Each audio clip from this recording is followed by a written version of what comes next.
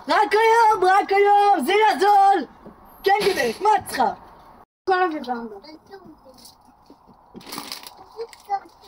כמה זה? במבה, 90 שקל. 90 שקל? את יודעת, הקמח מאוקראינה, הקמח לא זו היום. הסוכר מלבנון. זה מלחמה, אני מפסיד עליך. טוב, קח. עודף? לא. מה לא? אמרת 90. בדיוק 100. מה 100? את יודעת, מאיראן, עולה עוד 50 שקל מע"מ, החות'ים שולחים ג'חנונים, זה זוועה!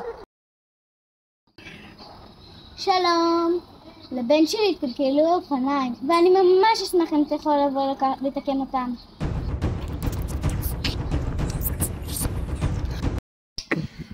שלום, זה אופניים? כן. וואי. מה, זה רציני? זה יעלה הרבה כסף? תראי, החיבורים פה משתלבים מהאינטגרציה שבעצם גורמת לאמבולנסיה שזה לא מצליח לעצור לך מעצורים וחלק זה קרה בטוח מארצות הברית וזו שאין להם טיסות אז זה בעייתי. וכמה זה יעלה? זה לפחות 1,000 שקל. 1,000 שקל? האופניים עלו 250 וזה עוד ביד שנייה.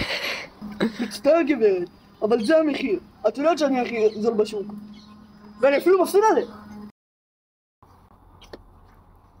פיצ'ה בא לפה. אתה חושב שאם תתחפש אני לא אזהה אותך? איפה הכסף? תבטל לי את זה במתנה. אני מתנה. אתה שומע אותך פיצ'ו? ממתי קוקו נותן מתנות? אני רוצה את זה תוך שעה אצלי.